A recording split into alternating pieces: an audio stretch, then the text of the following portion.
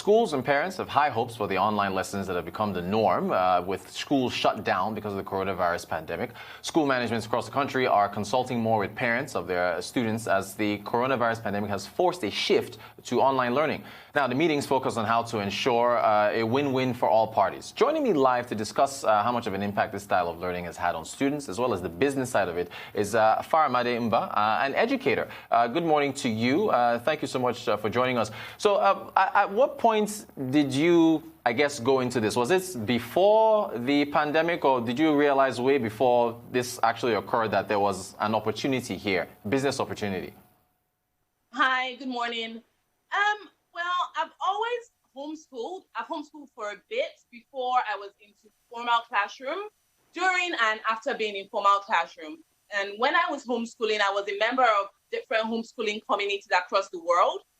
And that exposed me to the fact that there was so much more I could do via an e-learning platform. Also, there are a number of schools that have started things with respect to e-learning. So it kind of keeps you on your toes, knowing that, oh, there are other people that have done this. So the awareness has always been there. Did I formally start it before the coronavirus, the whole COVID-19 experience? No, I did not. But I started it after, and yeah, it's been ongoing since then. All right. Okay, fantastic. So now you said it's been ongoing since then. Have you, I guess maybe this is an obvious question, but have you seen an uptick in business since the pandemic has hit and schools have been shut down? Yes, definitely there has been an uptick in business, a very big one, actually. I don't work alone. I work with a couple of friends. We have a team, and there has been an uptick in sense of private tutoring. Yes. So in terms of one-on-one tutoring with children, yes, there has been an uptick, a very big one. Okay. And the only thing is for you to create it like on a really large platform, there is more work involved.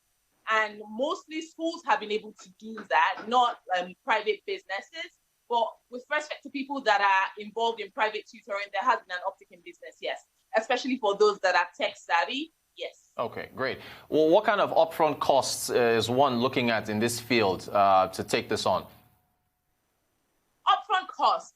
There are a number of costs involved in e-learning, especially when you want to do a good job. The initial cost of setting up is definitely there, and that has to do with the type of internet you're interested in using, because high-speed internet definitely helps. It might not be a requirement when you want to start off on a small scale, but high-speed internet definitely helps. Also, you need an alternative source of power supply due to the power supply system in Nigeria. So looking at getting an inverter or a generator is a cost you would definitely want to consider. Then working large scale is something you would want to look at, because when you teach online, the burnout as a teacher is faster. You expend more energy than you would when you are teaching students physically. So if you want to go into e-learning as a business, you need to look at partnering with other people or creating a body of expert teachers that will be able to carry it out effectively. And that is another cost that will be incurred.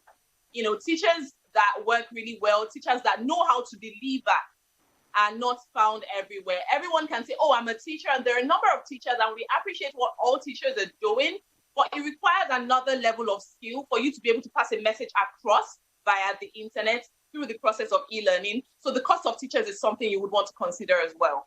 Thank you for that. That is very interesting. I would have guessed that teaching physically in front of a class would require more energy than online. So thanks for pointing that out. What about the maximum number of students one can have to do this to be effective? Is it 5? Is it 10? Is it 50? What's the scale here? Well, generally there is an acceptable teacher-student ratio, and that's still that is still applicable to e-learning. And the ideal student-teacher ratio for most classes across board would be between 1 to 10, the ratio of 1 to 10, and the ratio of 1 to 40, ideal. But there are a number of factors you need to keep in mind as well, like the academic level of the students, definitely what class they're in. You would need less students. You need a smaller ratio of students to teacher if the children are in early years, because it's harder to reach children that are in preschool or in nursery when there's a huge group of students, especially online. So for nursery, I would say probably the ratio of 1 to 5 and 1 to 10. And then you also have to keep in mind the ability groups. when you're working with the children, because every child belongs to a different ability group. So you can choose to group the children based on their ability group. And if you're grouping based on ability groups, then for upper primary and for lower primary, I'd say 1 to 10, between 1 to 10 and 1 to 20 can be effective. Then for the rest of the educational cadre, from upper primary going to secondary and then to university, anything between 1 to 30 and 1 to 40 can be good. Even though you can see some people doing larger numbers, but at the end of the day, the most important thing is that learning must take place. So initially, it can be like an experiment. There's a test run, and then you also see, oh, okay, this is what is happening based on the students' abilities, based on the subject that is being taught, and based on the academic level of the student. So all those factors come into play apart from the ideal student-teacher ratio when you're considering how many children to work with online. Fantastic. Thank you. Very in-depth answer there. Thank you so much. We got, I think, about a minute or so. What about challenges? The challenges that you faced in this space? Challenges. Well, apart from the initial cost, which we have already talked about, there, I think majorly the challenges that you would have to deal with had to do with the teacher reaching the students. Like I said, it requires more energy. You have to be more active. When you're in class, you're standing in front of your children, you have all your props in place. But online, you don't have your children there with you. Your classroom management has to be on point. So if you're a teacher that has issues with classroom management on a normal day, it's something you need to up your game in. Classroom management is very important. When you're working online, you are at the mercy of the child's space. That child is in their comfort zone. There isn't that feeling of, oh, I'm walking into class, it's my teacher's zone, I need to comport myself. No, that child is probably at home with the TV and toys and everything else that can act as some form of distraction, even when the children are older. So that is something you will really need to deal with, especially when you think about e-learning for children that are in rural areas where education doesn't have a strong firm hold yet.